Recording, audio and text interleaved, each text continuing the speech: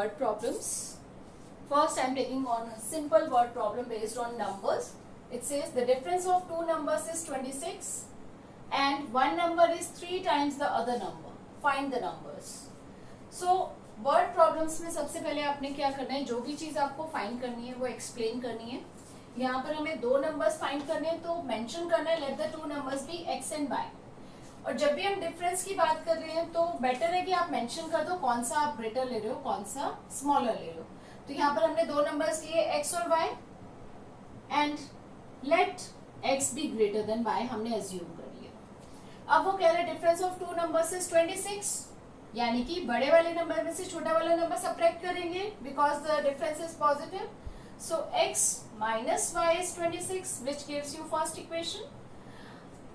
Second thing it's saying one number is 3 times the other, यानी कि एक number दूसरे के 3 टाइम्स है तो ऑब्वियसली छोटा वाला नंबर तो इसके 3 टाइम्स हो नहीं सकता, तो बड़ा वाला नंबर जो है वो छोटे वाले नंबर के 3 टाइम्स है. So I can say x is equal to 3 times y means 3y. So this gives us second equation. Once you get both the equations, after that you have to solve the equation simultaneously. So for this we can use any method, whether it's substitution or elimination. Here we can see x is equal to 3y and x minus y is equal to 26. अब second equation में already हमारे पास x की value है, so easier one will be just हम x की value यहाँ से यहाँ पर substitute कर दें. So substituting equation 2 in equation 1. So what we get here, x को रिप्लेस कर देंगे 3y से, 3y minus y is equal to 26. यहाँ से हमारे पास आ जाएगा 3y minus y means 2y is 26. So we get y is equal to 13. अब एक नंबर आ गया हमारे पास y is equal to 13. ठीक है. अब सेकेंड नंबर के लिए फर्स्ट सेकेंड में से कोई भी इक्वेशन हम यूज कर सकते हैं, बट प्रेफर ये करना कि जिसमें कम से कम कैलकुलेशंस हो. सेकेंड से मेरे पास डायरेक्टली x की वैल्यू आ रही है, so I prefer the second equation. So from equation 2 we get x is equal to 3y means 3 into 13. यहां से आ गया 39. So the two numbers are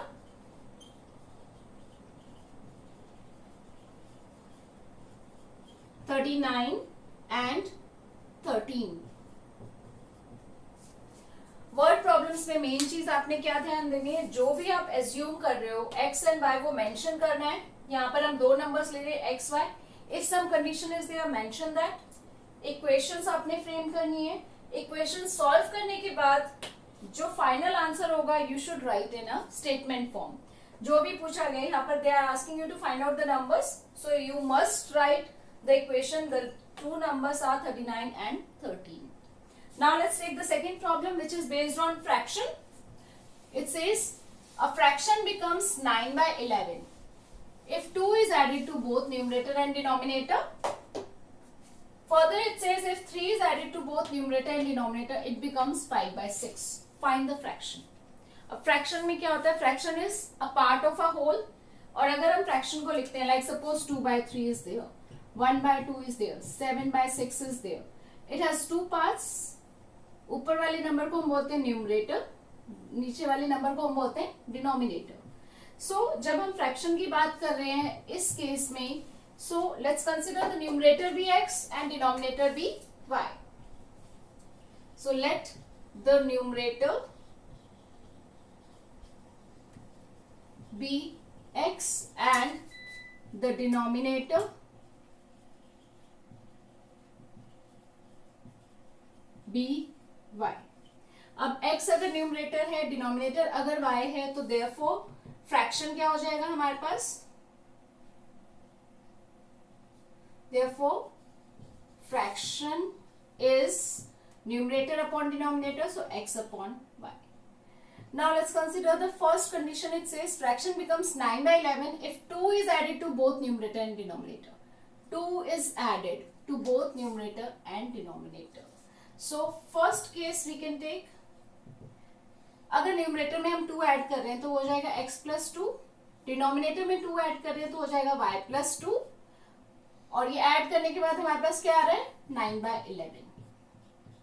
इसको फर्दर सॉल्व करेंगे by cross multiplication. We get 11x plus 22 is equal to 9y plus 18.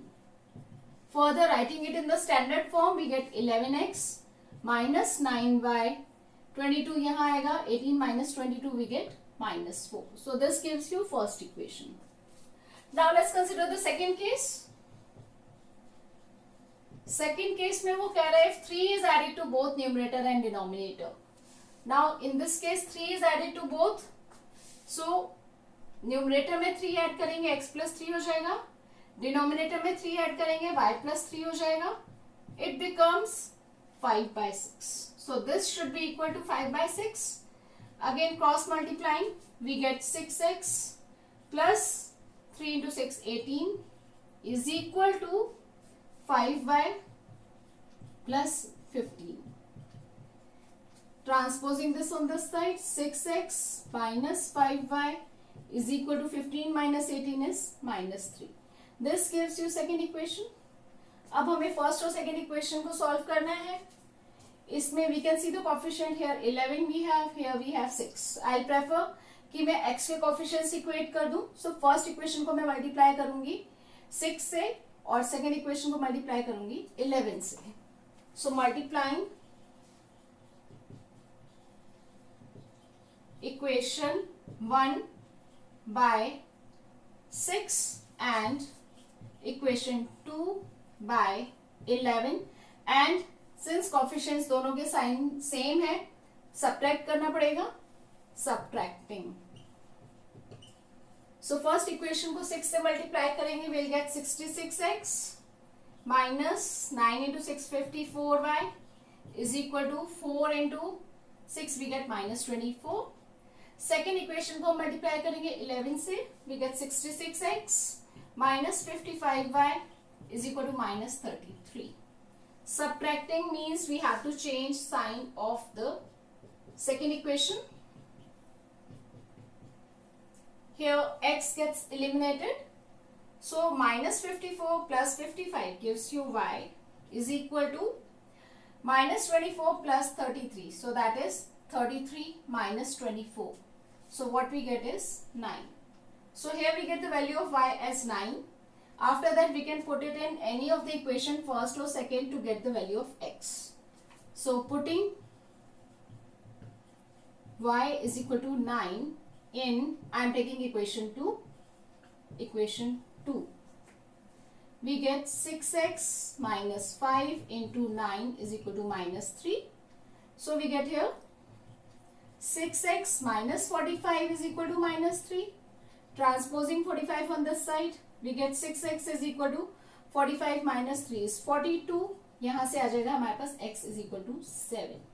तो here we have got the value of x as 7 and the value of y as 9.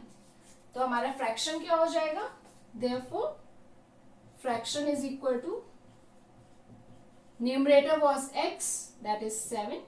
Denominator was y, which is 9. So this is the required fraction.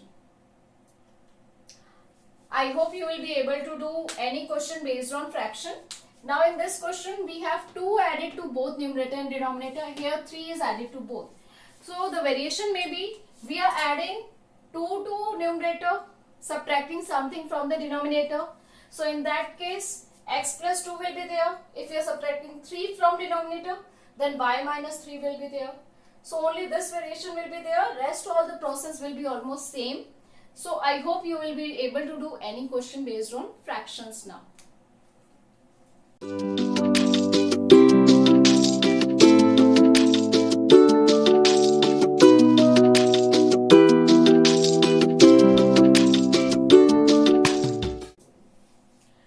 Let's take some problems based on 2-digit number. 2-digit number कौन से होते हैं जिनमें 2 digits होती हैं? Like suppose 23 we have, 37 we have, 52 we have. Any 2-digit number we take. अब इस वाले नंबर में 2 पार्ट्स होते हैं हमारे, 2 डिजिट्स यूज होते हैं हमारे. This is the digit at units place and this one is at tens place. 23 को हम कैसे लिख सकते हैं? एक्सपेंडेड फॉर्म आप सबने किया होगा. So 23 can be written as 2 into tens place पर है तो 10 से मल्टीप्लाई करेंगे, प्लस 3 into वंस प्लेस पर है तो 1 से मल्टीप्लाई करेंगे, यानी कि this number can be written as 2 into tens place plus 3 into 1, that is ones place. इसी तरह से अगर इस नंबर को मैं रिवर्स कर दूं, रिवर्स करना मतलब जो डिजिट हमारी यूनिट्स प्लेस पर थी वो आ जाएगी हमारी टेंस प्लेस पर, यानी कि 3 पर. जो टेंस प्लेस पर थी वो आ जाएगी हमारी यूनिट्स प्लेस पर. So the number becomes 32.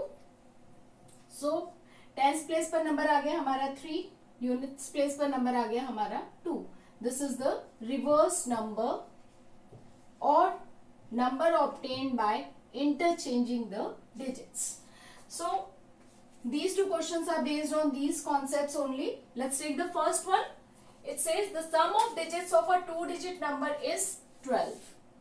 The number obtained by reversing the digits exceeds the given number by 18. Find the number. Now अब हम 2-digit number की बात करें, 2-digit number की बात कर रहे हैं तो ये 2 digits हमें चाहिए. So you need to mention कि आप कौन सी यूनिट्स प्लेस पर ले रहे हो डिजिट, कौन सी डिजिट आप टेंस प्लेस पर ले रहे हो. Now let's take the first problem. The sum of digits of a 2-digit number. जब भी हम 2-digit नंबर की बात कर रहे हैं, फर्स्ट स्टेप आपको दोनों डिजिट्स पर जो एक्स वाई ले रहे हो उनको मेंशन करना है. So let the digit at tens place be x and the digit at units place be y. Clear? Now after that says sum of digits is 12, यानी कि sum of these two is 12, which gives us first equation. After that it's talking about the number obtained by reversing the digits exceeds the given number by 18. Before we go for the reverse number, पहले हम number find कर लेते हैं. Expanded form में क्या होगा, number will be 10 into digit at units place जो कि है x, plus 1 into digit at ones place जो कि है हमारा y. सो नंबर हमारा हो गया 10x प्लस y. अब जब हमने नंबर रिवर्स कर दिया तो रिवर्स नंबर में क्या आएगा, रिवर्स नंबर में y हमारा टेंस प्लेस पे आ जाएगा, x हमारा यूनिट्स प्लेस पे आ जाएगा, तो नंबर हो जाएगा हमारा 10 into y plus 1 into x. y हमारा टेंस प्लेस पर आ गया, x हमारा यूनिट्स प्लेस पर आ गया. So number form will be 10y plus x. अब वो क्या कह रहा है, the number obtained by reversing the digits, यानी कि ये वाला number exceeds the given number by 18. Original number से 18 ज्यादा है, यानी कि reversed number is equal to original number plus 18. या फिर इसी चीज को हम ऐसे भी लिख सकते हैं, reversed number minus original number is equal to 18. Reverse number यानी कि हमारे पास है 10y minus x, so 10y plus x, sorry 10y plus x minus original number is 10x plus y. This is equal to 18. Simplifying this we get 10y plus x minus 10x minus y is equal to 18. This gives you the equation 10y minus y is 9y. x minus 10x is minus 9x is equal to 18. Taking 9 common and dividing throughout by 9, we get y minus x is equal to 2. This gives you the second equation. First equation हमारी आई थी x plus y is equal to 12. Second equation आई है y minus x is equal to 2. अब हमें इन दोनों equations को solve करना है. As you can see x plus y है यहाँ पर y माइनस एक्स है. दोनों के कोफिशिएंट सेम है यहाँ x प्लस 1 है या माइनस 1 है. So simply if we add these two equations, adding equations first and second, we get इन दोनों को ऐड करेंगे, x कैंसिल हो जाएगा, y plus y becomes 2y and right hand side is 12 plus 2 14. So we get y is equal to 7. Once we get the value of y, we can use any one equation to get the value of x. Let's take the first equation. From equation 1 we get x plus 7 is equal to 12. So we get x is equal to 12 minus 7 which is equal to 5. So x हमारा आ गया 5, y हमारा आ गया 7. So हमारा number क्या हो गया, tense place पर हमने x लिया था, यूनिट्स प्लेस पर y लिया था, यानी कि 5 and 7 57. इस लॉजिक से देखोगे तो 10 into 5 50 plus 7 that is 5. So the original number is 57. Now in order to cross check your answer in these cases, let's go back to the conditions. First condition उसने दी थी sum of digits is 12. 5 plus 7 is 12. So first condition हमारी satisfy होगी. Second condition वो कह रहे हैं the number obtained by reversing the digits. हमारे पास answer आया है अभी 57. 57 is the number. इसको अगर हम रिवर्स कर देंगे तो हमारे पास आ जाएगा 7 टेंस प्लेस पर चला जाएगा, 5 यूनिट्स प्लेस पर आ जाएगा, नंबर आ जाएगा 75. Exceeds the given number by 18. तो इन दोनों का डिफरेंस अगर आप देखो तो कितना आएगा 18. So second condition is also satisfied. So this is just a quick way to check your solution. Now let's come to the second question we have. So here we get the number 10x plus y. Reverse number इसका हो जाएगा 10y plus x. Now what it says, a number consists of two digits. When the number is divided by the sum. Number हमारे पास है 10x plus y, यानी कि इस number को हमने डिवाइड किया by the sum of its digits. sum of digits क्या है, x और y digits हैं, तो उनका सम हो जाएगा x plus y. तो हमारा जो क्वेश्चन आ रहा है वो है 7, यानी कि this is equal to 7. Let us simplify this further. 10x plus y is equal to 7 into x plus y which is 7x plus 7y. यहां से हमारे पास आ जाएगा 10x minus 7x is equal to 7y minus y. This gives you 3x is equal to 6y, यानी कि x is equal to 2y. This gives us first equation. अब वो कह रहे हैं if 27 is subtracted from the number, the digits interchange their place. यानी कि अगर हम इनको सिंपल फॉर्म में लिखें, नंबर में से हमने 27 सब्ट्रैक्ट किया तो हमारे पास क्या आ गया, रिवर्स्ड नंबर. नंबर है हमारे पास 10x plus y, इसमें से हमने 27 सब्ट्रैक्ट कर दिया तो हमारे पास आ गया reverse number 10y plus x. Simplifying this, 9x minus 9y is equal to 27. Dividing throughout by 9 we get x minus y is equal to 3. This gives you the second equation. Now compare these two equations. X is equal to 2y, x minus y is equal to 3. So the easier way is to just to substitute this value in this equation. So substituting equation 1 in equation 2 we get x is 2y, so 2y minus y is equal to 3. This gives you the value of y as 3. Now again using first equation, from equation 1 we get x is equal to 2y means 2 into 3 we get 6. So the digit at tens place is 6 and digit at units place is 3. So we get the number 63. You can verify the number, you can verify your solution. First condition थी हमारी number divided by sum of digits. Number है हमारा 63. Sum of digits 6 plus 3 is 9. 63 divided by 9 7. So first condition is met. Second condition के लिए क्या करें, 27 subtracted from the number. Number is 63. इसमें से 27 अगर हम subtract करेंगे तो कितना आएगा हमारे पास, this gives you 36 which is reverse number of this number. Hence both the conditions are verified. So this is just quick way to verify whether your answer is correct or not. I hope you will be able to do any question based on 2-digit numbers now. The concept will remain same. Number obtained will be 10x plus y. Reverse number is 10y plus x. After that, frame the equation according to the question conditions given in the question. Then solve the two equations to get the value of x and y, and put it in either in 10x plus y or go by the logic x and y, you get the answer.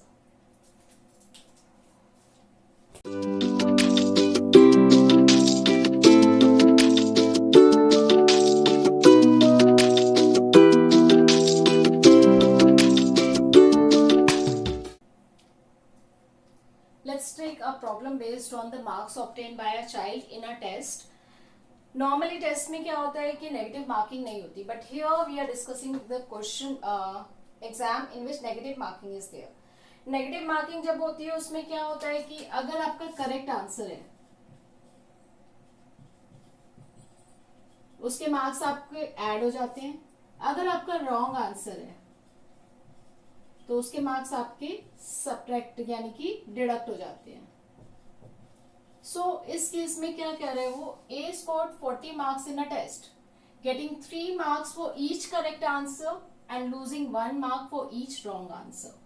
Had 4 marks being awarded for each correct answer and 2 marks being deducted for each wrong answer, then A would have scored 50 marks. How many questions were there in the paper? अब सबसे पहले हमें ये देखना है कि correct answers कितने हैं और रॉन्ग आंसर्स कितने हैं.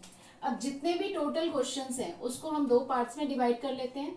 एक तो करेक्ट वाले में correct answers and wrong answers.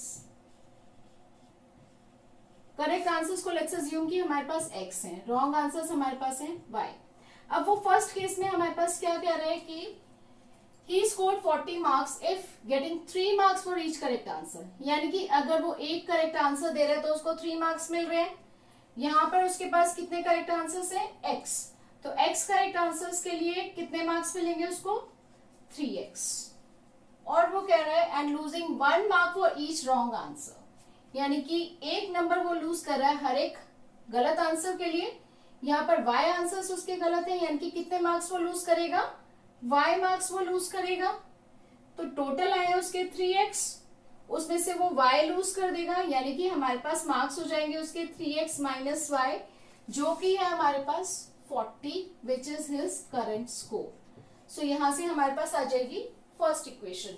So to analyse this problem, सबसे पहले हमने लिया करेक्ट और wrong answer. So you need to mention it.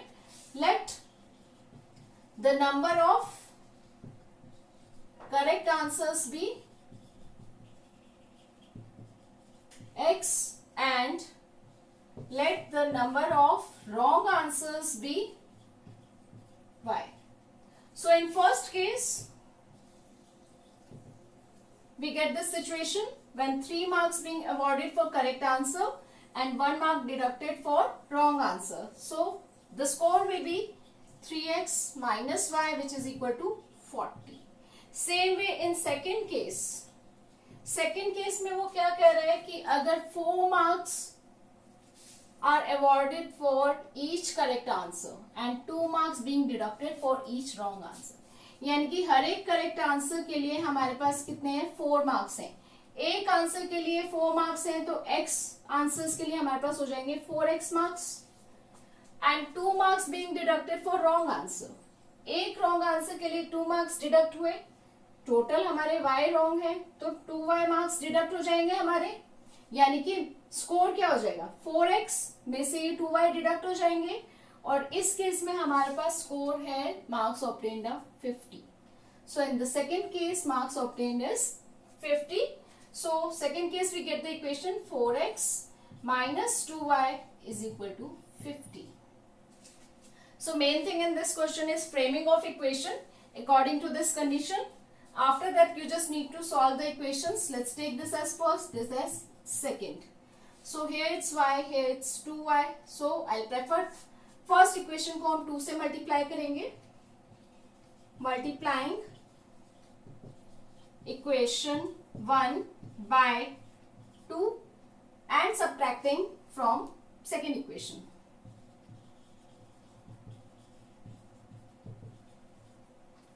From equation 2. So second equation है हमारी 4x minus 2y is equal to 50. First equation को 2 से multiply करेंगे, आ जाएगा 6x minus 2y is equal to 80. Subtracting means signs will change. So y gets eliminated. 4x minus 6x becomes minus 2x is equal to 50 minus 80 is minus 30. यहाँ से हमारे पास आ जाएगी x की value which gives you x as 15. So x की value आ गई हमारे पास 15. So I put this in any one of the equations. Say first equation.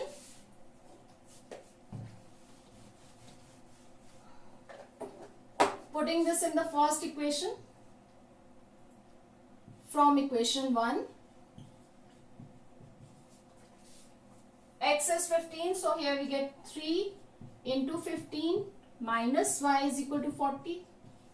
यानी कि ये आ जाएगा 45 minus 40 is equal to y. यहां से y की वैल्यू आ गई हमारे पास 5. It means number of correct answers is 15 and wrong answers is 5. But in the question they have asked how many questions were there. It means they are asking for the total number of questions. Therefore, total number of questions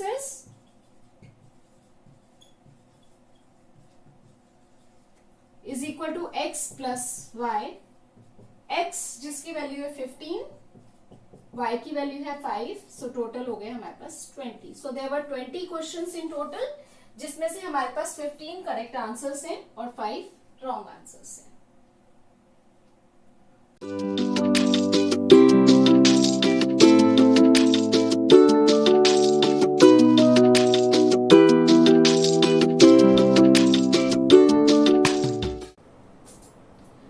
Let's take some word problems based on age, that is based on the concept of ages. Now first one, it says 5 years ago Noori was thrice as old as Soni. 10 years later Noori will be twice as old as Soni. How old are they? इन problems में सबसे पहले जो भी persons involve हैं, let's do some rough work. एक है नूरी और दूसरी है सोनी. इनकी हम प्रेजेंट एज पहले कंसीडर कर लेते हैं. से x एंड y years. अब वो किसकी बात कर रहा है? 5 years ago. 5 years ago मतलब 5 साल पहले. सो 5 years ago नूरी की एज कितनी होगी? 5 साल पहले. अगर उसकी एज अभी x years है तो 5 साल पहले कितनी हो जाएगी? x minus 5 years. सोनी की एज अगर अभी प्रेजेंट y है तो 5 साल पहले कितनी थी उसकी as? y minus 5 years. Then it says 10 years later Noori will be twice as old as Soni. 10 years later means 10 years later. So 10 साल बाद कितनी हो जाएगी नूरी की एज? अभी x है तो बाद में हो जाएगी x plus 10 और सोनी की एज हो जाएगी y plus 10 years. Now according to the question, नूरी की प्रेजेंट एज हमने ली है x, सोनी की एज ली है हमने y. According to first situation, 5 years ago Noori was thrice as old as Soni. So 5 years ago नूरी की एज ये है. Noori was thrice as old as Soni, यानी कि इसके thrice के इक्वल है. So according to the question,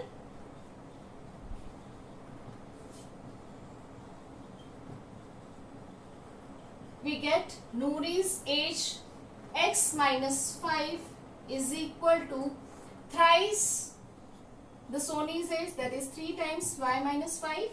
So solving this further, x minus 5 is equal to 3y minus 15, or we get x is equal to 3y minus 10. So this gives you first equation. Second situation में वो कह रहा है 10 years later Noori will be twice as old as Soni. 10 years later नूरी की as x plus 10 है, will be twice as old as Soni, यानी कि इसका twice हो जाएगा. So this is first case. Second case, that is 10 years later. First case हमने discuss किया 5 years अगो वाला। सो इस केस में एज कितनी है नूरी की x+10, जो कि सोनी की एज के ट्वाइस हो जाएगी, यानी कि twice of y+10.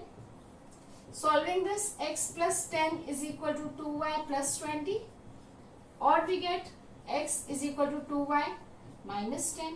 This is second equation.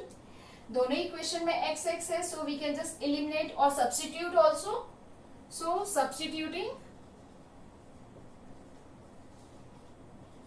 equation 1 in equation 2, we get 3y-10 is equal to 2y-10.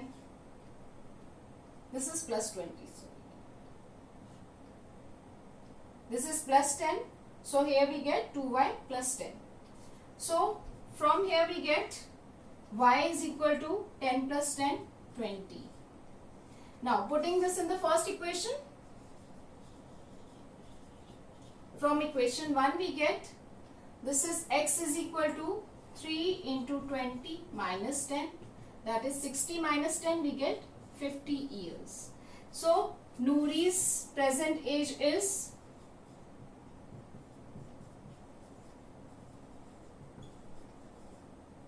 50 years, and Sony's present age is y, which is equal to 20 years. Let's take the next one. Let's consider the second problem. It says the sum total of ages of father and son is 55 years. So first of all, let's assume the present age of father I have taken as x, son की present age ली है y. So according to the first case, that is present situation,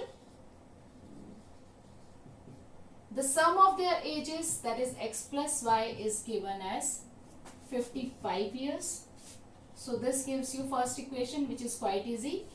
Second situation, it says if the father was to live till the son's age equals his present age. मतलब father कब तक जिंदा रहा है, जब तक कि उसके सन की एज फादर की प्रेजेंट एज के इक्वल नहीं हो गई। यानी कि अगर अभी फादर की एज 50 इयर्स है और सन की एज सपोज 20 इयर्स है, तो सन की एज क्या हो जाएगी 50 इयर्स, तब तक उसका फादर जिंदा रहा है। तो अब ये कितने साल बाद सिचुएशन होगी, ये होगी सिचुएशन एट प्रेजेंट वो 20 इयर्स का है, कुछ साल बाद वो 50 इयर्स का हो जाएगा। कितने साल बाद होगा, this minus this, that is after 30 years. So after 30 years he will reach the age of his father. So after 30 years, father will reach the age of 50 plus 30, 80 years. So in our case, present age हमने father की x ली है, यानी कि future में son की age हो जाएगी x years. ये कितने साल बाद होगी, यहाँ पर हमने लिया था 50 minus 20 is 30, तो यहाँ पर x minus y years. So after x minus y years, सन की एज हो जाएगी x इयर्स, और फादर की एज कितनी हो जाएगी, प्रेजेंट एज उसकी x है, उसमें हम ये ऐड कर देंगे, यानी कि ये हो जाएगा 2x माइनस y. ये फादर की एज हो जाएगी और ये सन की एज हो जाएगी after x minus y years. That is, so second situation हम डील कर रहे हैं after x minus y years. So इस केस में वो क्या कह रहे हैं, the total of their ages would be 93 years. तो इतने साल बाद फादर की एज हो जाएगी 2x माइनस y और सन की एज हो जाएगी x, यानी कि इन दोनों का सम जो होगा वो होगा हमारा 93. So this gives you the second equation. Let's simplify it further. We get 3x minus y is equal to 93. So second equation, compare first and second. We can directly add first and second as y is coefficient of y is +1, coefficient of y here is -1. So adding these two equations 1 and 2, we get x plus 3x is 4x, y gets eliminated. 55 plus 93 we get 148. So that gives you x is equal to 37. So putting this in equation 1, so from equation 1 we get 37 plus y is equal to 55. So what we get here, y is equal to 55 minus 37, that is equal to 18 years. So father's age is 37 years and son's age is 18 years at present. Therefore, at present, son's age is 18 years and his father's age is 37 years. In this question, the main concept is this one: after how many years son will reach his father's age. Let's consider one more problem based on ages. Now, इसमें वो क्या कह रहे हैं? The ages of two friends Annie and Biju differ by 3 years. So हम दो persons की ages की बात कर रहे हैं. So first of all, let's consider. Let Annie's present age be x years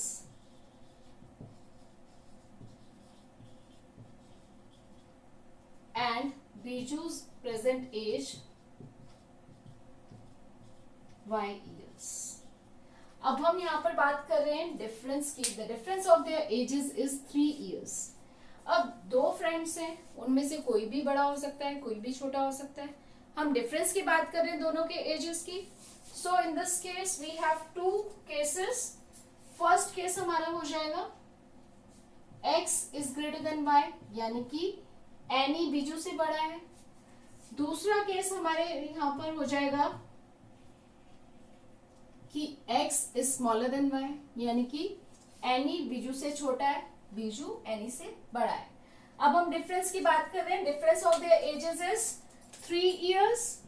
so first case में सिचुएशन हो जाएगी x minus y is equal to 3. इस केस में y is greater, so y minus x is equal to 3. अब यहां पर हमें दोनों केसेस अलग से डील करने पड़ेंगे क्योंकि यहां पर दो सिचुएशंस हमारे पास वैलिड सिचुएशंस आ रही हैं. Next it says Annie's father Dharam is twice as old as Annie. तो धर्म की एज कितनी होगी?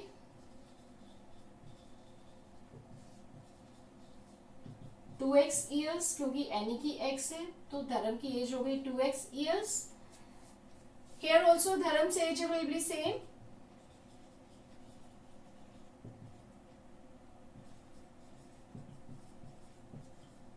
Then it says Biju is twice as old as his sister Kathy. Biju अपनी सिस्टर के डबल एज का है, यानी कि कैथी की एज कितनी हो गई? बीजू की एज की हाफ, यानी कि y/2 years. So here also Kathy's age will remain same, y/2 years. अब इस केस में हमारे पास क्या आ रहे? एनी और बीजू दो फ्रेंड्स हैं. एनी का फादर है धर्म,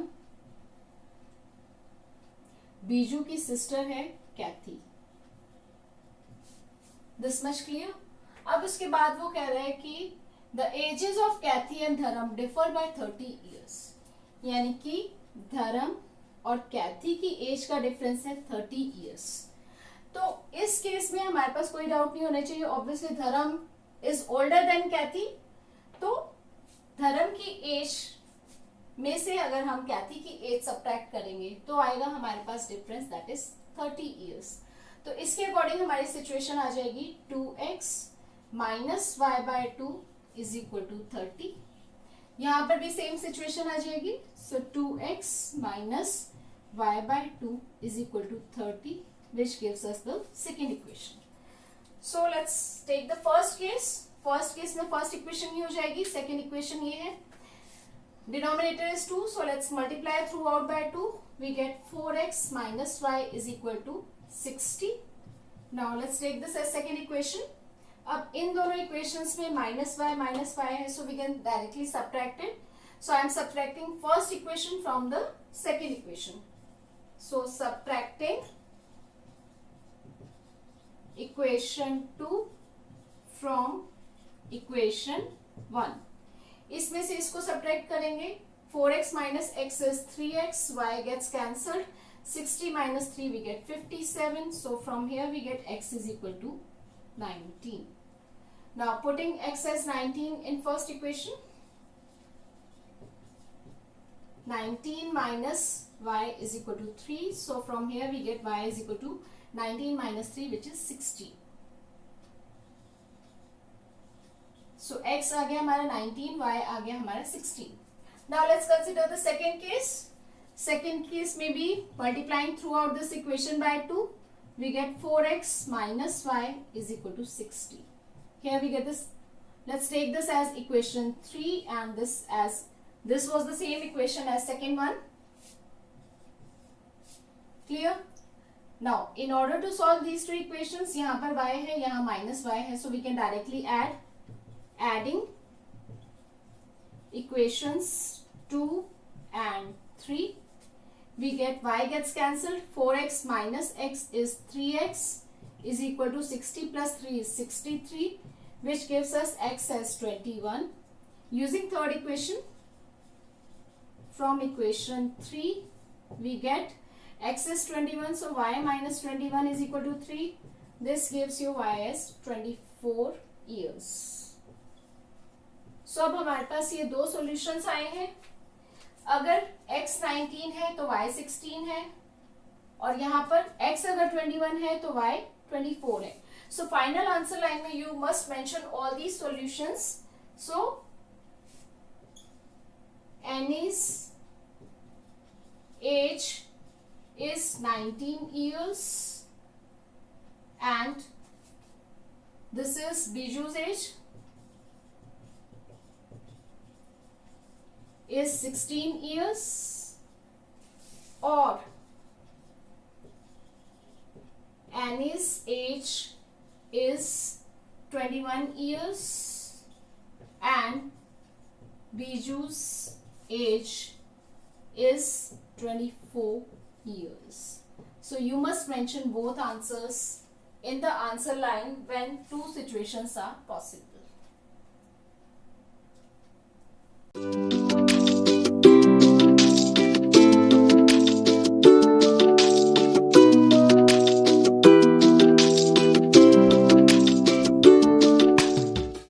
Now let's take the concept for upstream and downstream. अब हम कभी भी वाटर फ्लो की बात कर रहे हैं, उसमें तीन केसेस हो सकते हैं. या तो वाटर बिल्कुल ही स्टिल है, यानी कि वाटर मूवमेंट नहीं है बिल्कुल भी, उस टाइम में हम बोट से जा रहे हैं या किसी स्टीमर से जा रहे हैं. इस केस में हम कहेंगे इन boat is moving in still water, या फिर स्पीड ऑफ स्ट्रीम या वाटर फ्लो क्या है, 0 है उस केस में. अब इस केस में बोट अगर इस डायरेक्शन में जा रही है x किलोमीटर पर आवर की स्पीड से, क्योंकि वाटर का फ्लो बिल्कुल भी नहीं है, तो वो जितनी स्पीड से जा रही है उतनी स्पीड से जाती रहेगी, क्योंकि ना कोई रेजिस्टेंस है और ना ही उसको कोई फोर्स मिल रही है जिससे कि उसकी स्पीड बढ़ेगी. सो अगर x किलोमीटर पर आवर की स्पीड से बोट जा रही है तो उसकी नेट स्पीड भी x किलोमीटर पर आवर की रहेगी.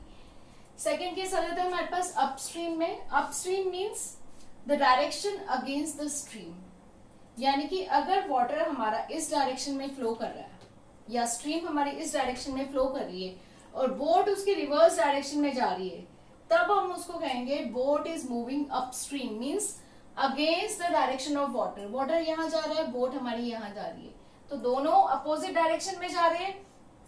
तो वाटर की जो स्पीड होगी और बोट की जो स्पीड होगी वो अपोजिट डायरेक्शन में है, तो वाटर फ्लो रेजिस्ट करेगा बोट की स्पीड को, बोट की मूवमेंट को. तो नेट स्पीड क्या आ जाएगी हमारी, x minus Y kilometre per hour, क्योंकि बोट इस स्पीड से आगे जाना चाह रही है, but y kilometre per hour की स्पीड से वाटर रिवर्स डायरेक्शन में उसको अपोज कर रहा है, तो नेट स्पीड इस केस में हो जाएगी हमारी x minus Y kilometre per hour. Third case हो जाता है डाउनस्ट्रीम. डाउनस्ट्रीम मतलब the direction along the stream. Water अगर हमारा इस डायरेक्शन में जा रहा है और बोट भी हमारी सेम डायरेक्शन में मूव कर रही है, यानी कि दोनों जब सेम डायरेक्शन में मूव कर रहे हैं तो बोट की मूवमेंट को वाटर फ्लो सपोर्ट करेगा।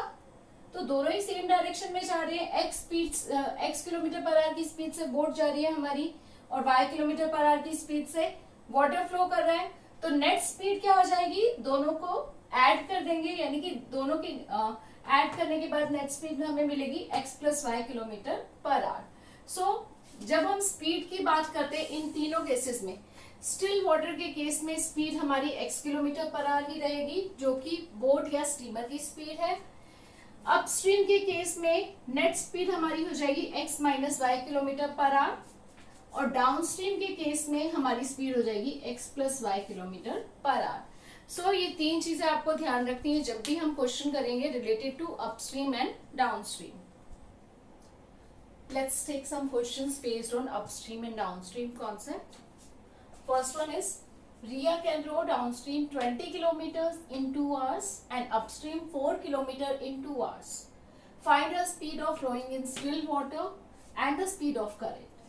अब इसमें दो तरह की स्पीड्स हमारी यूज हो रही है, speed of rowing in still water यानी कि स्पीड ऑफ द बोट या स्पीड ऑफ द स्ट्रीमर, जो कि हम ले लेंगे x किलोमीटर पर आवर, और दूसरी speed of the current stream या वाटर फ्लो, जो कि हम ले लेंगे y किलोमीटर पर आवर। जैसा कि हमने अभी किया, स्पीड अपस्ट्रीम क्या हो जाएगी, अपस्ट्रीम मींस रिवर्स डायरेक्शन में जा रहे हैं, तो उस केस में स्पीड हो जाएगी बोट की x minus Y kilometre per hour, और speed downstream when both of them are moving in the same direction, water flow भी सेम डायरेक्शन में है और बोट भी सेम डायरेक्शन में है, उस केस में स्पीड हो जाएगी हमारी x plus Y kilometre per hour. Now let's get back to the question. It says Riya can row downstream 20 kilometre in 2 hours। अगर हम डाउनस्ट्रीम वाला केस लें, डाउनस्ट्रीम के केस में स्पीड हमारी है x plus Y kilometre per hour, distance हमारा है 20 किलोमीटर और टाइम हमें दिया हुआ है 2 hours। अब स्पीड डिस्टेंस टाइम का रिलेशन हमें पता ही है, speed is equal to distance upon time. So यहां पर x प्लस वाई हो जाएगा हमारा, distance is 20 upon 2, so that gives you first equation x plus y is equal to 10. Now upstream वाले केस में it says upstream वाले case में speed हमने निकाली x minus Y kilometre per hour, distance हमारा दिया हुआ है upstream 4 kilometre is covered in 2 hours, यानी कि डिस्टेंस हो गया 4 किलोमीटर, टाइम हो गया 2 hours। Again using the same formula, speed is equal to distance upon time। यहां से हमारे पास सेकेंड इक्वेशन आ जाएगी x minus y is equal to 2। Now in order to solve these two we can simply add, so adding equations 1 and 2, when we add y gets cancelled, x plus x becomes 2x is equal to 10 plus 2 is 12, so here we get x is equal to 6, and when we substitute this in first equation, from equation 1 we get x 6 plus y is equal to 10, so this gives you y is equal to 4 kilometer per hour, and here it is x is 6 kilometer per hour, so therefore speed of rowing is, which was x 6 kilometer per hour, and speed of current is, which was y is 4 kilometer per hour. So this gives answer for the first question. Now let's consider the second question. In this case again we are talking about upstream and downstream. So till here the statements, initial statements remains the same. That is, we need to consider the speed of the boat. It may be boat, streamer or rowing in still water, that we consider as x kilometer per hour, and speed of the current stream or water flow is y kilometer per hour. So we are taking the second problem now. It says A motorboat covers a distance of 35 kilometre upstream and 55 kilometre downstream in 12 hours. अब इस case में वो upstream जा रहा है और 55 kilometre downstream आ रहा है. टोटल डिस्टेंस जो उसने अपस्ट्रीम और डाउनस्ट्रीम कवर किया उसका नेट टाइम दिया हुआ है, दोनों का कंबाइंड टाइम दिया हुआ है हमें 12 hours. तो हमें ये दोनों ही सिचुएशन कंसिडर करनी पड़ेगी. सो फर्स्ट केस, अगर हम पहले लेते हैं डाउनस्ट्रीम वाला. Upstream is mention, so let's take upstream first. Upstream वाले केस में स्पीड हमारे पास x minus Y kilometre per hour ही रहेगी. Distance is given 35 kilometre. अब अपस्ट्रीम गया वो, वापस फिर डाउनस्ट्रीम उसने, अपस्ट्रीम उसने डिस्टेंस कवर किया 35 किलोमीटर्स और डाउनस्ट्रीम उसने कवर किया 55 किलोमीटर्स. अपस्ट्रीम जितना डिस्टेंस कवर किया उसका टाइम हमें नहीं पता, डाउनस्ट्रीम कितना टाइम में कवर किया वो हमें नहीं पता, बट पूरी जर्नी के लिए उसने लिए हैं 12 hours. तो हमें क्या करना पड़ेगा, इन दोनों केसेस में time upstream and time downstream separately find करके उनको कंबाइन करना पड़ेगा. So in this case time upstream will be equal to, time का फॉर्मूला क्या होगा, we know speed is equal to distance upon time. So यहां से हमारे पास इन दोनों को इंटरचेंज कर देंगे तो टाइम आ जाएगा हमारा distance upon speed. So distance इस केस में है 35, स्पीड हमारी है x minus y, so time आ जाएगा 35 upon x minus y hours. This is the time taken only for the upstream journey in first case. Same way if I consider the downstream case, downstream वाले में speed हमारी आ जाएगी x plus Y kilometre per hour. Distance हमारा है इस case में 55 kilometres. So time downstream will be equal to again distance upon speed, so which is 55 upon x plus y hours. अब हमें टाइम अपस्ट्रीम पता है, टाइम डाउनस्ट्रीम पता है, तो टोटल टाइम हमारा हो जाएगा इन दोनों का सम जो कि इक्वल है 12 hours के. So time upstream plus time downstream is equal to 12. So this gives us the first equation, which is 35 upon x minus y plus 55 upon x plus y is equal to 12. So this is our first equation. Same way if I consider second case, here I am writing the equation directly going by the same reasoning. It says, second equation it says, it covers a distance of 30 kilometer upstream and 44 kilometer downstream. So for upstream journey time taken will be 30 upon x minus y plus 44 kilometer downstream, so time taken will be 44 upon x plus y. Total time in this case is 10 hours, so this should be equal to 10. So this gives us the second equation. Now as you can see, these first and second are not linear equations, so they have to be reduced to linear equations. For that I am assuming let 1 upon x minus y is equal to u and 1 upon x plus y is equal to v. अब इसको u v consider किया तो first equation हमारी आ जाएगी 35u plus 55v is equal to 12 and this equation becomes 30u plus 44v is equal to 10. Let's take this as third and this is fourth equation. इन दोनों equation को solve करने के लिए will go for elimination method. उसमें here we have 55 and here we have 44, यानी कि इसको अगर मैं 4 से मल्टीप्लाई करूंगी और इसको 5 से मल्टीप्लाई करूंगी, so I get the same coefficient here. So multiplying equation 3 by 4 and 4 by 5 and then we'll subtract. So when I multiply this third equation by 4, 35 into 4 we get 70, 70 into 2 is 140.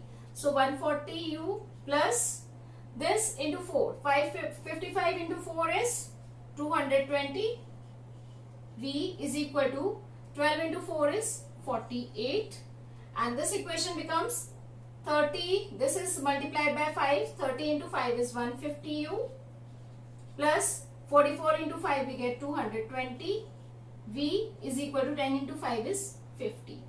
Now we subtract these equations. Here also the sign gets changed. So these terms gets cancelled. 140 minus 150, that becomes minus 10 u is equal to minus 2. So from here we get u is equal to 1 by 5. So using this in any one of the equation, I am taking equation 4. So equation 4 implies 30 into 1 by 5 plus 44 v is equal to 10. So this becomes 6 and 10 minus 6 is 4. So from here we get v is equal to 4 upon 44, that's equal to 1 by 11. Now if I compare it with what was given, comparing these two, x minus y is equal to u, which is equal to 1 by 5. So from here we get x minus y is equal to 5 and this will be equal to 1 by 11. So x plus y will be equal to 11. So we get x plus y is equal to 11. Now if I add these two equations, 2x is equal to 16. This implies x is equal to 8. If I put x as 8 here, 8 minus y is 5. So y is equal to 8 minus 5, y is equal to 3. So we get speed of the stream in this case is 8 km per hour and speed of the boat, speed of the stream is 3 km per hour. So this is the way we do questions based on upstreams and downstreams. This one is very important from examination point of view. Most of the cases they give you two situations where the upstream and downstream is combined one. Just the data is different, so be careful about it. Here we take first case upstream x minus y km per hour, and when we take downstream we take x plus y km per hour.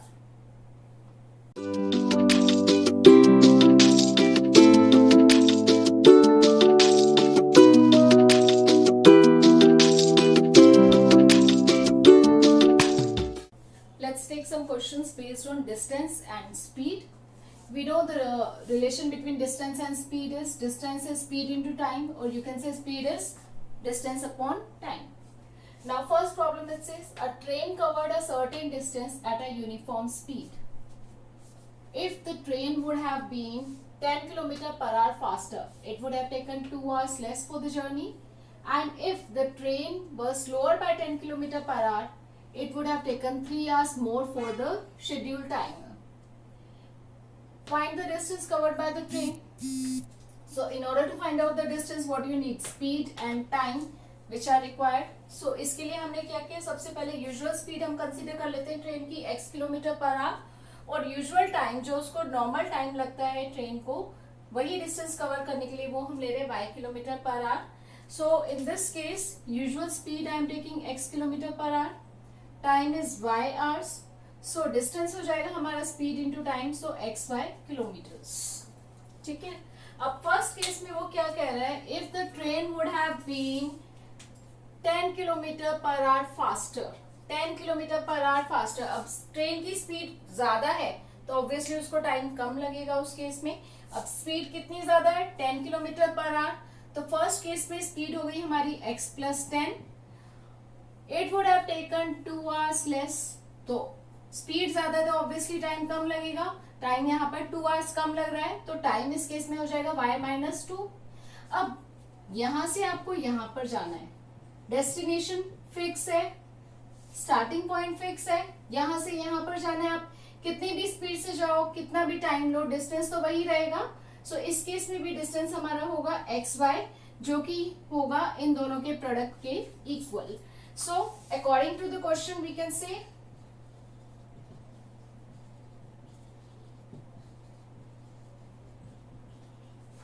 the product of speed and time is distance. So we get the equation x plus 10 into y minus 2 is equal to xy.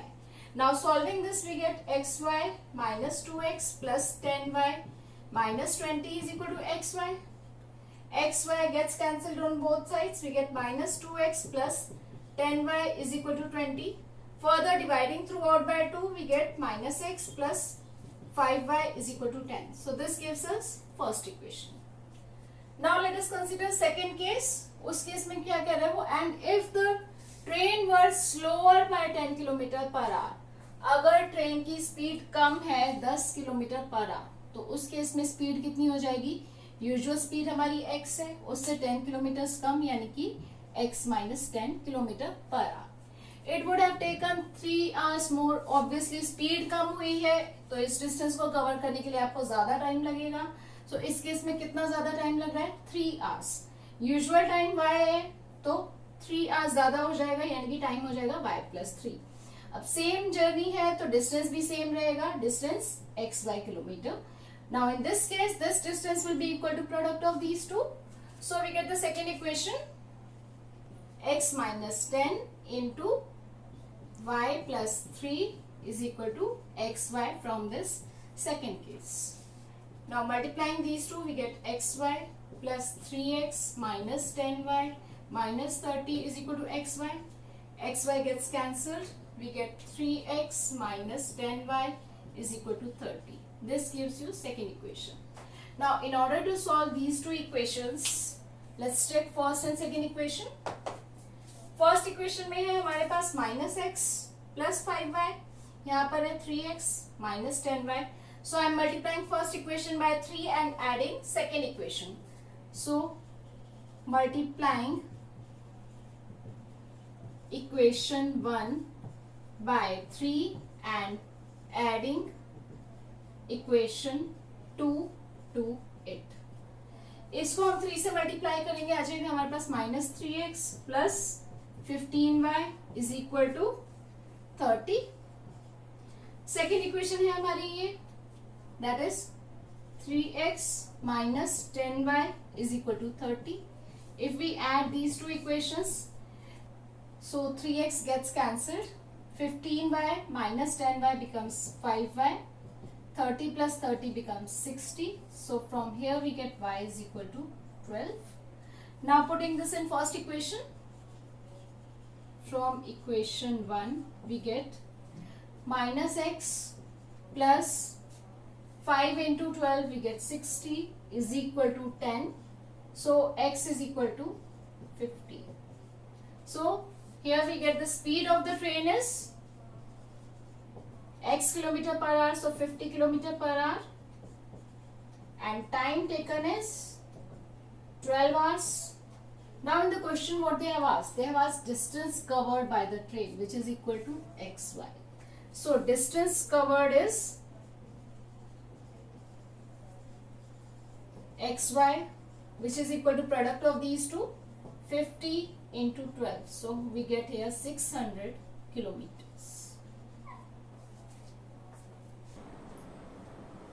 Let's take the second problem now. It says places A and B are 100 km apart on a highway.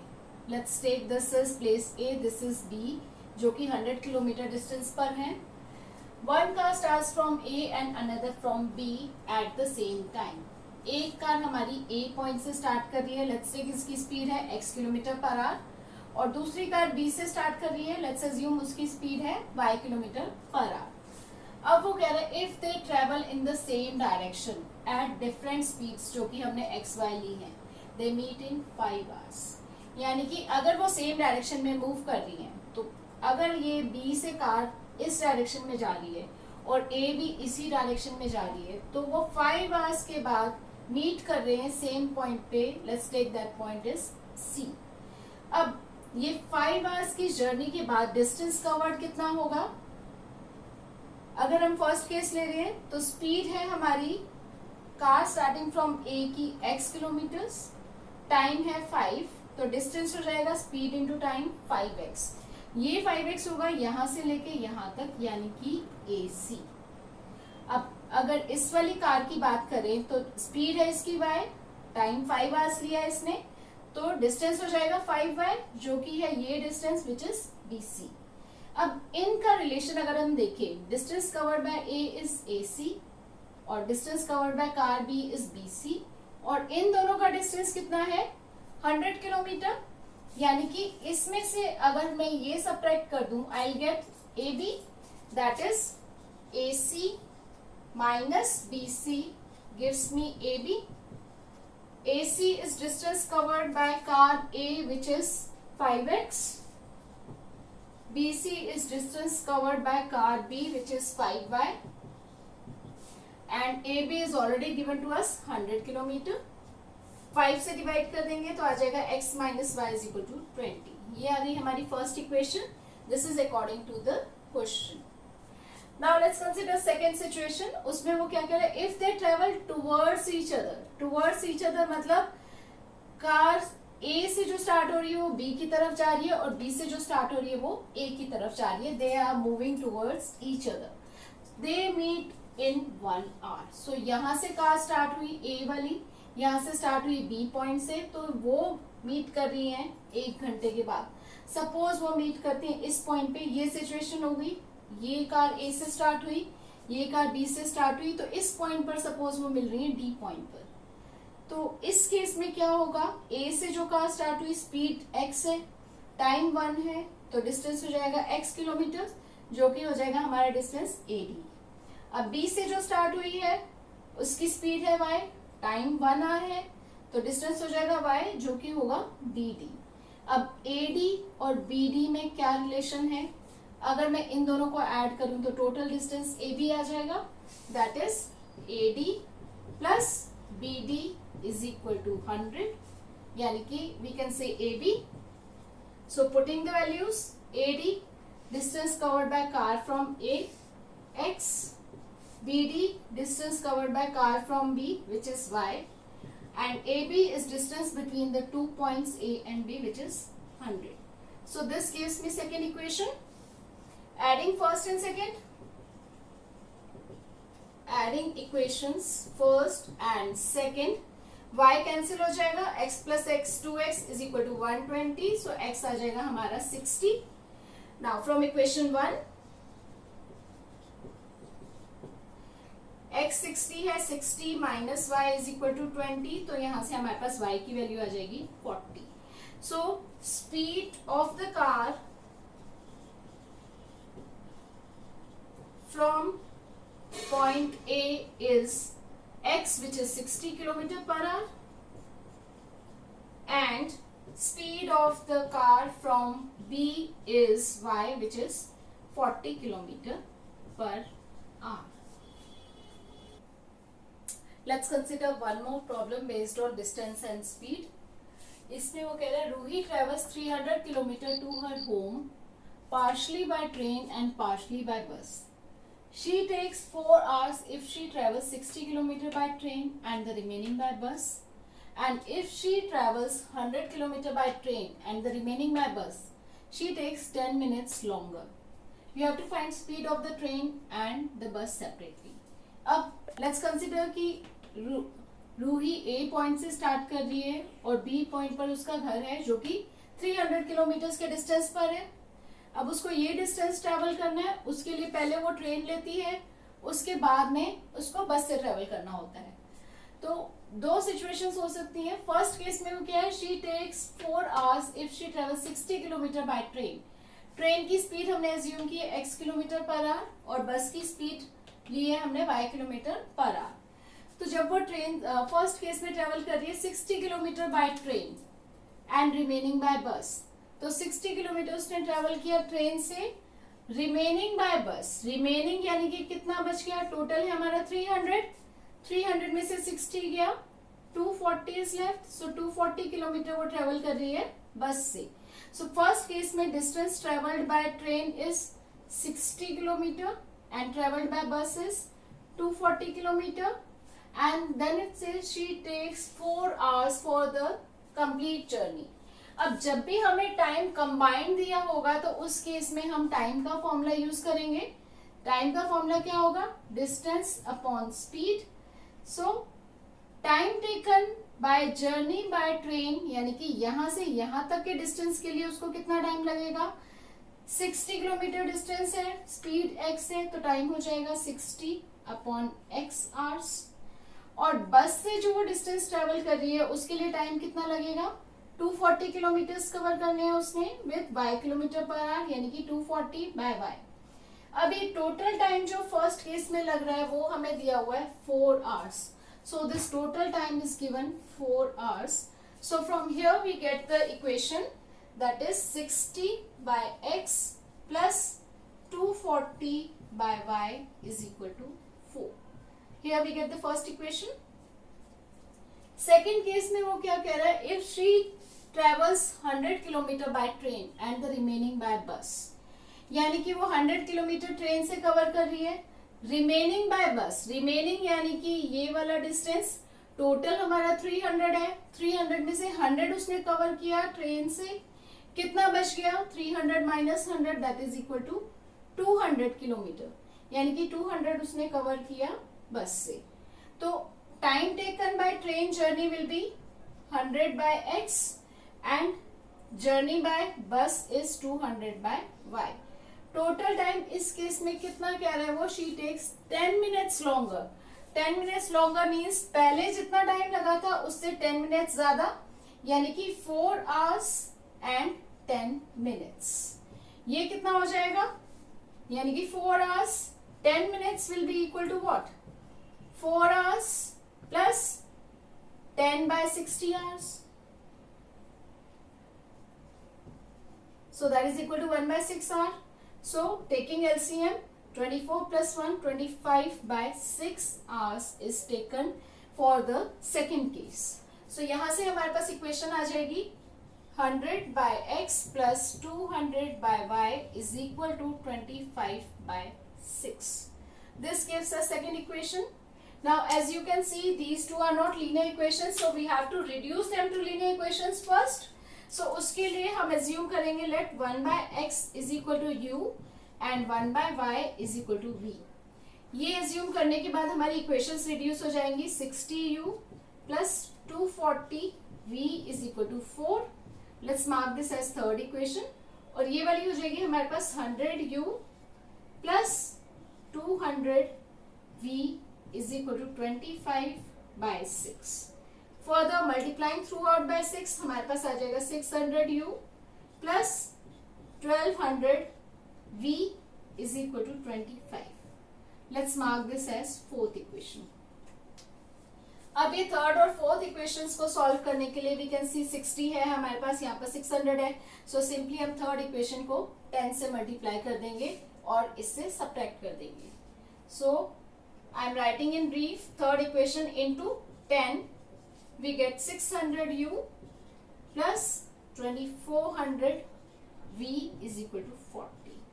Now we are subtracting, so changing sign for the second equation. Minus, here it becomes minus. This gets cancelled. 1200 minus 2400 is minus 1200v is equal to 25 minus 40 is minus 15. So यहाँ से हमारे पास v आ जाएगा minus 15 upon minus 1200. That gives you 1 by, this goes by 80. Now putting this equation in any one of the equations, I am taking third equation. So third equation से हमारे पास आ जाएगा 60u plus 240 into 1 by 80 is equal to 4. This gets cancelled, 0 gets cancelled, 8 gets cancelled, we get 3 here. 4 में से 3 गया 1 हो गया, यानी कि 60u हो गया 1. From here we get u is equal to 1 by 60. अब u और v आ गए, हमें निकालनी है वैल्यूज x और y की। x क्या है, रेसिप्रोकल ऑफ u, यानी कि x की वैल्यू आ जाएगी 60 किलोमीटर पर आवर, और y क्या है, reciprocal of v, so y की वैल्यू हो जाएगी 80 किलोमीटर पर आवर, यानी कि x क्या था हमारा, speed of the train, so speed of train is x which is equal to reciprocal of this 60 kilometer per hour, and speed of bus is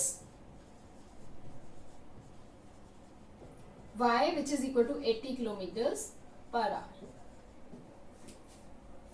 So this table and this diagram is just for your understanding purpose. This makes your work easier. Just understanding part के लिए ये सब किया गया है. If you write the speed, distance, time separately, you will be able to understand how to get these equations. Main thing in the word problem is framing of equations. After that you have already done how to solve these equations. So in order to frame the correct equation, you can take help from these tables and some diagrams which I have drawn here. I hope you will be able to do any type of questions based on speed and distance using these concepts.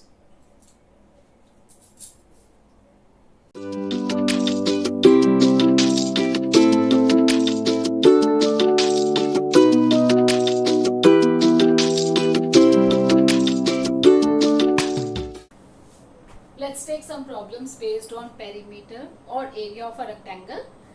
First one, it says half the perimeter of a rectangular garden whose length is 4 meter more than its width is 36 meter. Find the dimensions of the garden. अब इसमें हम किसकी बात कर रहे हैं? हम बात कर रहे हैं एक रेक्टेंगुलर गार्डन की जिसकी लेंथ हम ले लेते हैं x यूनिट्स और ब्रेथ ले लेते हैं y यूनिट्स. अब वो इसमें क्या कह रहा है? दो चीजें दे रहा है. Half the perimeter of this rectangular garden whose length is 4 more than its width. Length is 4 more than its width, यानी कि ये जो लेंथ है ये ब्रेथ से कितनी ज्यादा है? 4 यूनिट्स, यानी कि x is equal to y plus 4. यहाँ से हमारे पास डायरेक्टली फर्स्ट इक्वेशन आ गई. उसके बाद में कह रहे हैं half the perimeter of this rectangle is 36. Half the perimeter, ये जो 36 दिया हुआ है ये क्या दिया हुआ है? Half the perimeter. Half the perimeter means 1/2 into perimeter is 36 और perimeter of a rectangle is 2 into length plus breadth. 2 cancel हो गया. length हमारे पास ये है यहाँ पे x, breadth है हमारे पास y, so x plus y is 36. ये हो गई हमारी second equation.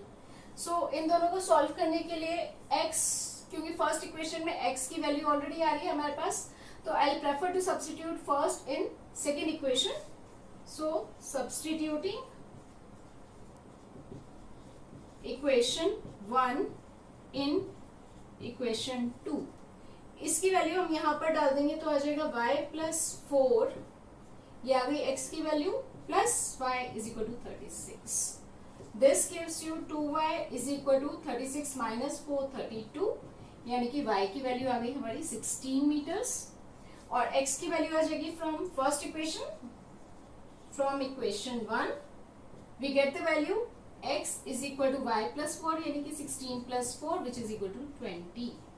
So length of the rectangle क्या आ गई हमारी? लेंथ ऑफ रेक्टेंगल थी हमारी x which has come out to be 20 metres and breadth of the rectangle जो कि हमारी y थी वो आ गई हमारी 16 metres. I hope this one is clear. Let's take one more similar problem. Second question it says area of a rectangle gets reduced by 9 square units if its length is reduced by 5 units and breadth is increased by 3 units.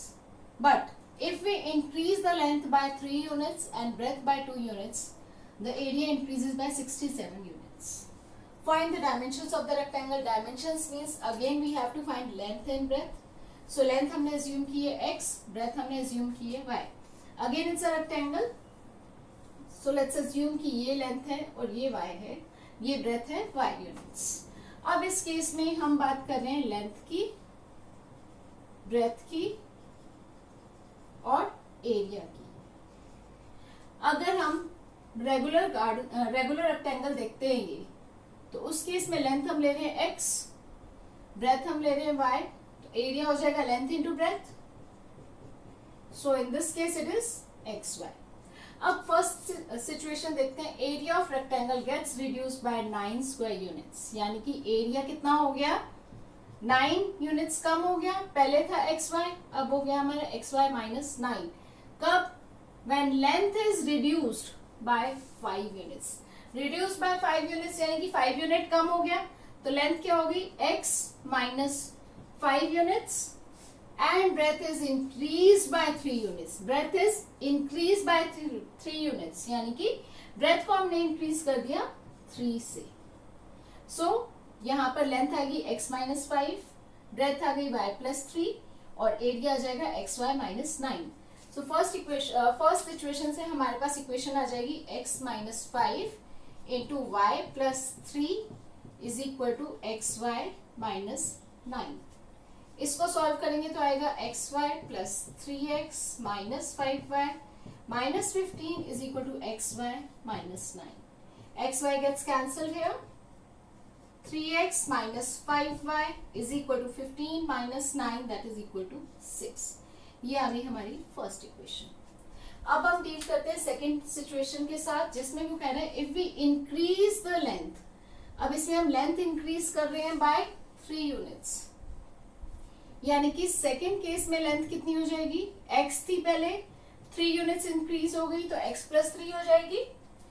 Breath by 2 units, यहाँ पर increase decrease mention नहीं है तो यहां से consider करेंगे. We increase length by 3 units and breadth by 2 units, यानी कि ब्रेथ भी हमारी इंक्रीज हुई है कितनी, 2 यूनिट्स. तो ब्रेथ इस केस में हो जाएगी y plus 2 units.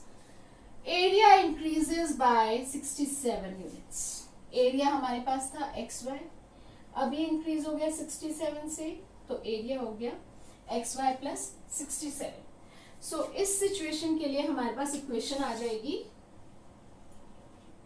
x plus 3 into y plus 2 is equal to xy plus 67. Simplifying this, xy plus 2x plus 3y plus 6 is equal to xy plus 67. xy gets cancelled here. 2x plus 3y is equal to 67 minus 6, which is 61. यहाँ से आ गई हमारे पास second equation. Now have a look at first and second equation. First equation में हमारे पास 3x minus 5y is equal to 6. Second में 2x plus 3y is equal to 61. So I prefer to multiply this first equation by 2 and second equation by 3, जिससे कि हमारे x के coefficients same हो जाएं. So multiplying equation 1 by 2 and equation 2 by 3, we get, I'm writing on this side,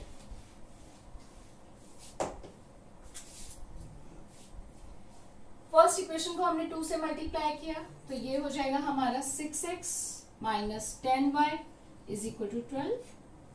second equation को हमने 3 से multiply किया तो ये हो जाएगा 6x plus 9y is equal to 61 into 3, that is 183. Now these coefficients are same, so we are subtracting. Here it is plus, so sign gets changed. Here it's plus, so sign gets changed here. 6x gets cancelled. Minus 10y minus 9y becomes minus 19y is equal to 12 minus 183, यानी कि ये हो जाएगा 171. Now from this we get y is equal to minus 171 divided by minus 19 and this is equal to 9. So y की value आ गई हमारे पास 9. Then I am using first equation. From equation 1 we get 3x minus 5 into value of y is 9 is equal to 6. So here 3x is equal to 6, 9 into 5 is 45, 6 plus 45 which is equal to 51. So x is equal to 51 by 3 which is equal to 17. So x we get 17, y we get 9. Therefore length is equal to 17 units and breadth is equal to 9 units. So this way you can solve any type of problem in which area changes with dimensions changes. That is length breadth में अगर हम कुछ भी change करते हैं तो उससे corresponding area change होता है.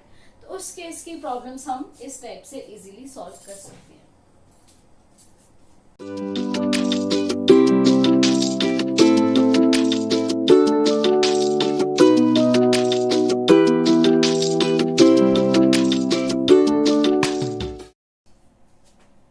Let's take a problem based on work done. Before we start with the problem, let's go for the concept of work done. अब जब हम वर्क डन वाले क्वेश्चंस की बात करते हैं तो उनमें हम कुछ assumptions लेके चलते हैं. सपोज कोई भी काम आपको करना है, suppose you have to finish your assignment and the work assigned is you have to finish your assignment. That complete work we consider as 1 unit. उस पूरे काम को हम 1 यूनिट कंसिडर कर लेते हैं. यानी कि अगर आपने पूरा काम कर दिया तो वर्क डन इज 1. अगर आपने आधा काम किया तो हम कंसिडर करेंगे हाफ यूनिट. 1/4 किया तो 1/4 unit and so on. Other assumption is कि अगर आप पूरा काम करने के लिए 1 दिन ले रहे हो तो work done is 1 unit itself. अगर आप 2 दिन ले रहे हो तो 1 दिन में कितना काम कर रहे हो? 1 डेज वर्क विल बी, 2 दिन में काम खत्म हो रहा है तो उस पूरे काम को हमने क्या किया, 2 इक्वल पार्ट्स में डिवाइड कर लिया. तो 1 दिन में कितना काम हो रहा है? Half of the work is being done. अगर आप 3 दिन में काम खत्म करते हो तो काम कितने दिन में, 1 दिन का काम कितना हो गया आपका? 1/3 work is done in 1 day. इसी तरह से अगर हम कंटिन्यू करें, 4 दिन में अगर हम काम खत्म करते हैं तो 1 दिन का काम हमारा कितना हो गया? ये वाला part which is 1/4. So going by the same reasoning, अगर कोई भी काम आप n डेज में खत्म कर रहे हो तो 1 दिन का काम हमारा होगा 1/n. ये अजम्पशन हम इस बेसिस पर कर रहे हैं कि जितने भी दिन आप काम कर रहे हो उतने दिन इक्वल काम कर रहे हो. ये नहीं कि आपने 1 दिन काम किया, नेक्स्ट डे रेस्ट कर लिया, फिर 3rd day you are working, 4th day you are taking rest. ऐसा नहीं हुए. हम एज्यूम कर रहे हैं कि हर एक दिन इक्वल अमाउंट का काम हो रहा है. सो अगर कोई भी काम n डेज में खत्म हो रहा है तो 1 दिन का काम हो गया हमारा 1/n यूनिट. इसी तरह से अब यहाँ पर हमारे पास क्वेश्चन है 2 women and 5 men are working. 2 women, अब 2 women काम कर रही हैं तो हम एज्यूम करेंगे कि एक women को जितना टाइम लग रहा है, suppose they are A and B, तो A जितना टाइम ले रही है फिनिश करने में कोई भी काम तो B भी उतना ही टाइम ले रही है. सो 2 women हैं. अगर हमने एज्यूम किया X डेज A ले रही है तो B भी X डेज ले रही है. Same thing 5 men are working together, तो एक मैन अगर Y डे ले रहा है तो दूसरा आदमी भी सेम काम को करने के लिए Y डेज ही लेगा. सो बेस्ड ऑन दिस, एक विमेन अगर X डेज में काम खत्म कर रही है, so let's assume 1 woman finishes the job in X days. तो 1 women's 1 days वर्क कितना हो गया? 1/x, going by the same reasoning we have discussed. इसी तरह से अगर एक मैन Y डेज में काम खत्म करता है तो 1 दिन का काम उसका कितना हो गया? 1/y. अब हमारे पास 2 सिचुएशंस दी हुई है. फर्स्ट सिचुएशन में वो कह रहे हैं 2 women and 5 men are working. So when 2 women and 5 men's work हमारा कितना हो जाएगा? 2 women काम कर रही हैं, एक वुमेन का काम है 1/x, तो 2 women का काम हो जाएगा 2 into 1/x. 5 men काम कर रहे हैं, एक का काम 1/y है तो 5 का काम कितना हो जाएगा? 5 into 1/y. सो इनको अगर हम ऐड करें तो ये हमारा काम आ गया total work done by these people in 1 days, यानी कि 2 women and 5 men's work in 1 day is equal to this. अब वो कितने दिन में काम खत्म कर रहे हैं? 4 days में, यानी कि work done by them in 4 days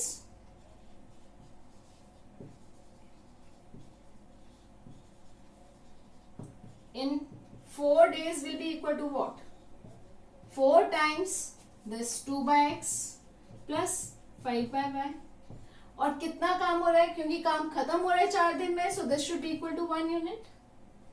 Or in other words, I can say 2/x plus 5/y is equal to 1/4. So this gives you first equation. Now going by the same reasoning, ये हमारा हो गया first case. Second case में हमारे पास है 3 women and 6 men.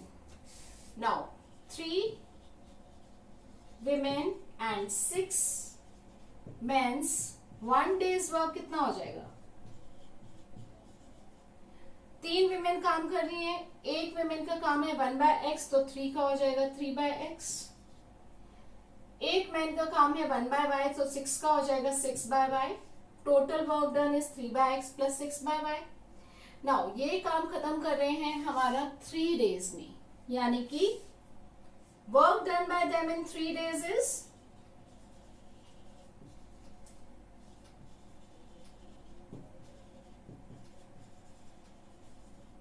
3 times this work done in 1 day, that is 3/x plus 6/y. But this is the whole work done, so this should be equal to 1 unit. So taking 3 on the other side, we get 3/x plus 6/y is equal to 1/3. ये आ गई हमारी second equation.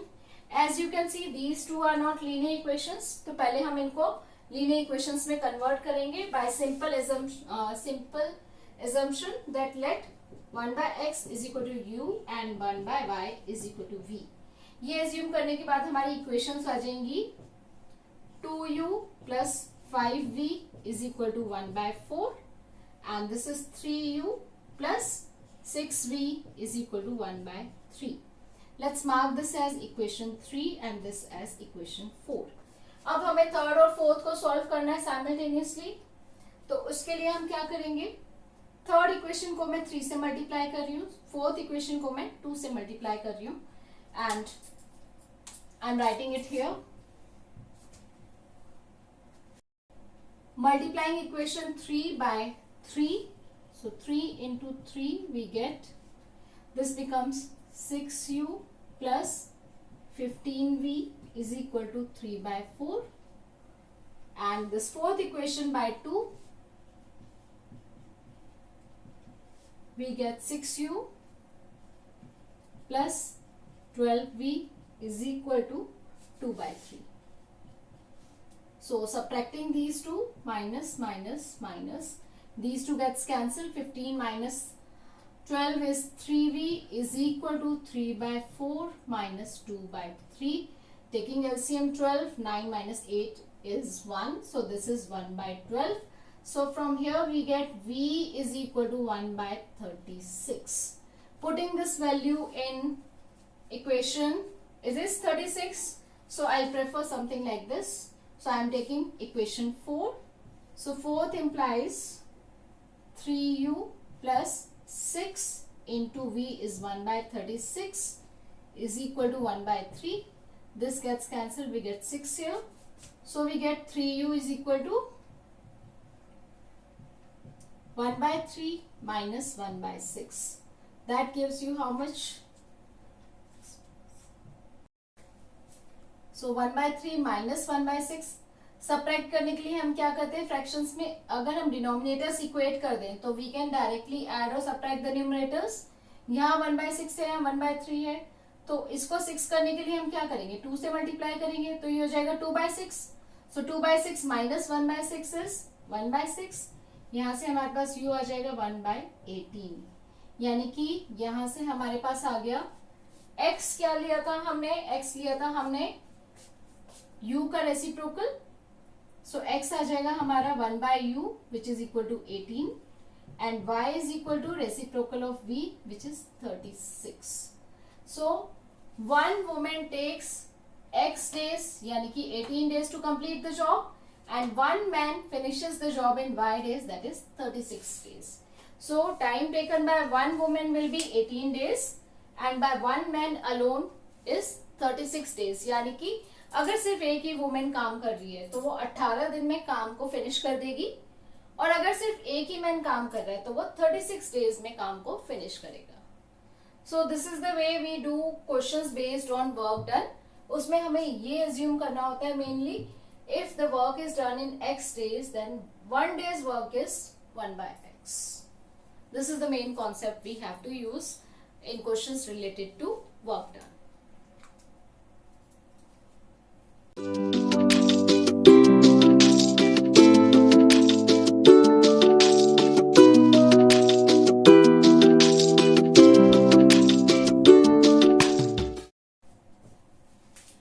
Let's take some problems based on fixed charges और variable charges.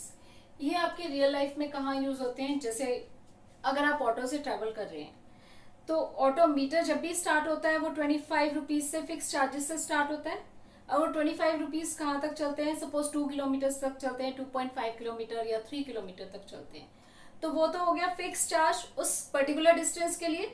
उसके बाद उनका rate अलग होता है हर किलोमीटर के लिए. Suppose they are charging 10 rupees और they are charging 20 rupees.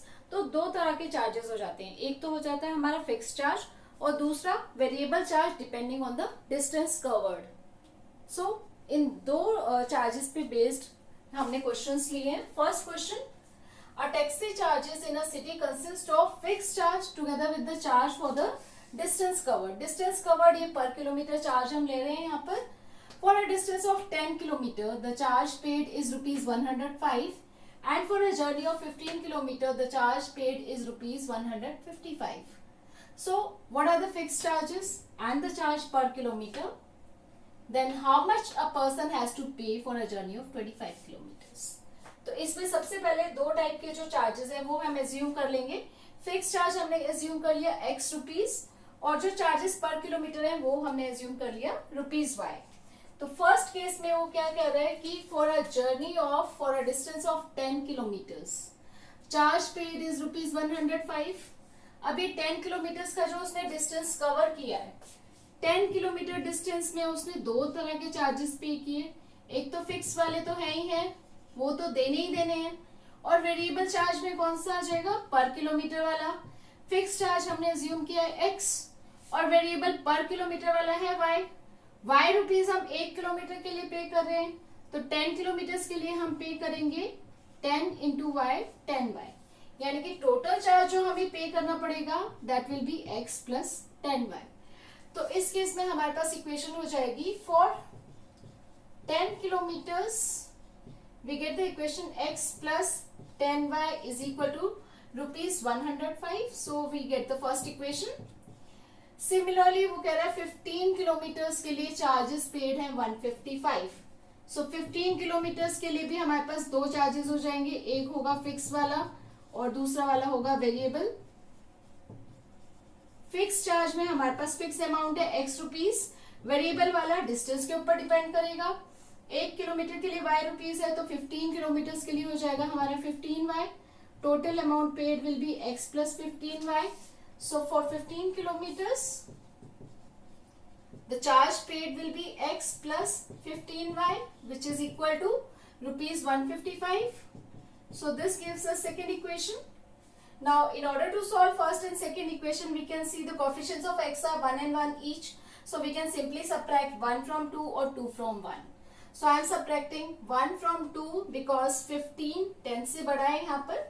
So subtracting equation 1 from equation 2. Here we get x cancel हो जाएगा. 15 minus 10 is 5y is equal to 155 minus 105 आ जाएगा 50. So this gives you simply y is equal to 10. Now from equation 1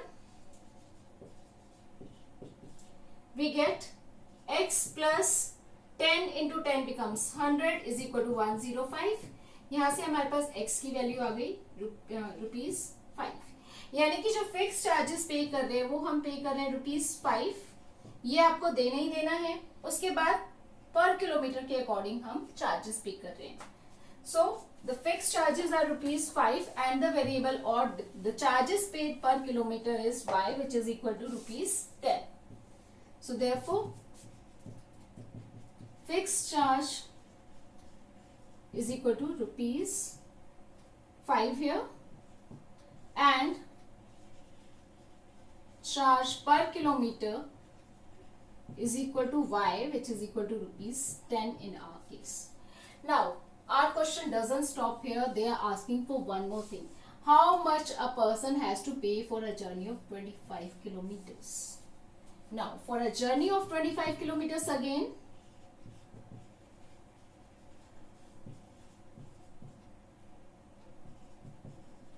अब 25 kilometres के लिए भी उसको दोनों ही charges देने पड़ेंगे, फिक्स भी वेरिएबल भी. फिक्स चार्ज है हमारे पास x rupees, variable charge y for per kilometre, so 25y हो जाएगा यहाँ पर. So total charge to be paid will be x plus 25y is equal to x plus 25y. x है हमारा 5, y है हमारा 10, सो ये हो जाएगा हमारा 250 plus 5 that is 255. So this is equal to rupees 255 has to be paid for a distance of 25 kilometers. ये हमारा एक क्वेश्चन हो गया जिसमें हम फिक्स और वेरिएबल चार्जेस की बात कर रहे थे. नाउ इस केस में क्या था, हमारे पास फिक्स चार्जेस थे x. अब कुछ केसेस में क्या होता है कि फर्स्ट 2 किलोमीटर्स के लिए फिक्स कर दिया, उसके बाद वाले के लिए पर किलोमीटर है, तो उस केस में वेरिएशन क्या हो जाएगा हमारा यहाँ पर. अगर फर्स्ट 2 किलोमीटर्स के लिए हमारा x है, बाकी रिमेनिंग के लिए पर किलोमीटर हम पे कर रहे हैं, तो यानी कि 10 किलोमीटर्स में से 2 किलोमीटर के तो चार्जेस हमारे x हो जाएंगे, बाकी जो डिस्टेंस बचेगा उसके लिए हम y रुपीज पर किलोमीटर देंगे. यानी कि 10 किलोमीटर वाले के लिए चार्जेस क्या आ जाएंगे, x फॉर 2 किलोमीटर्स, बाकी बच गए हमारे 8 किलोमीटर्स, उसके लिए हम पे करेंगे y पर किलोमीटर. 8 के लिए हो जाएगा 8y, यानी कि total amount x plus 8y पे करेंगे अगर हमारे फिक्स चार्जेस फर्स्ट 2 किलोमीटर्स के हिसाब से फिक्स है. यहाँ पर कुछ मेंशन नहीं था तो वो फिक्स चार्जेस देने ही देने हैं irrespective of the distance covered in this case. Similar problem we are taking based on the library charges here.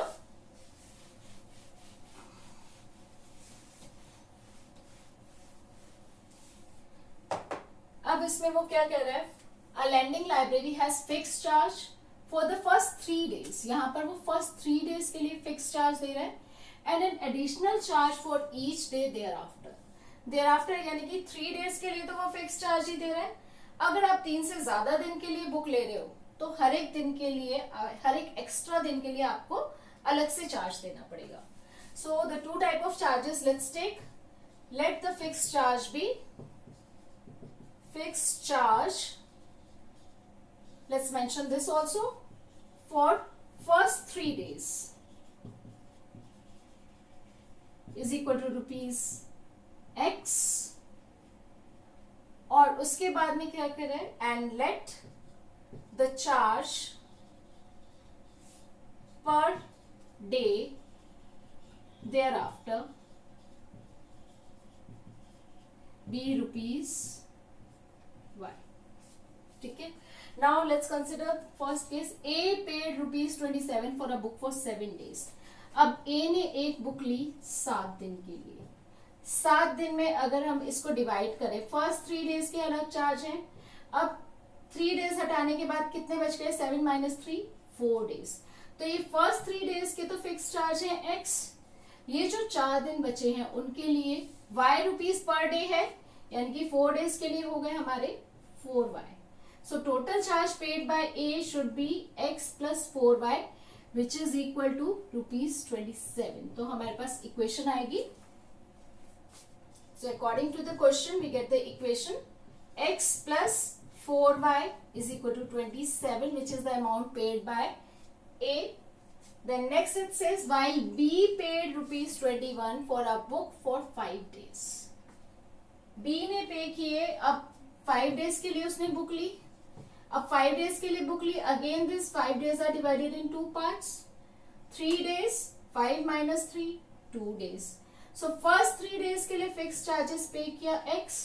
अब ये जो 2 दिन बच गए उनके लिए ये वाले चार्जेस होंगे. 1 दिन का y है तो 2 दिन का हो जाएगा 2y, यानी कि total amount to be paid by y is equal to x plus 2y, जो कि इक्वल है हमारी रुपीज 21 के. So this should be equal to 21. So here we get the second equation, x plus 2y is equal to 21. This is first equation, this is our second equation. As we can see, the coefficients of x are same, so we can directly subtract. So subtracting equation 2 from equation 1. Subtract करेंगे, x cancel हो जाएगा, 4y minus 2y becomes 2y is equal to 27 minus 21 is 6, जहां से आ गया y is equal to 3. Now from equation 2, x plus 2 into 3 is equal to 21. So x is equal to 21 minus 6, which is equal to 15. So therefore, fixed charge for first 3 days is equal to rupees x, जो कि हमारा आया 15, and charge per day thereafter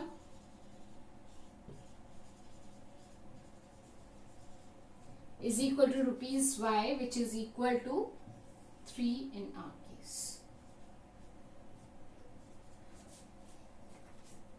So this way we can deal with the any type of question based on fixed and variable charges. उसमें आप उसको दो parts में divide कर लो. फिक्स चार्ज के लिए अलग से डील करो, वेरिएबल चार्जेस के लिए हम अलग से डील करते हैं. जो उनका सम होता है वो total charges to be paid. So I hope you will be able to solve different questions based on fixed and variable charges now. Thank you. We really hope that you liked our video as well as gained some useful info. We will continually post more and more interesting and informative videos in the upcoming future. So, please share our videos as much as possible. Hit the like button, subscribe to our channel, and don't forget to press the bell icon.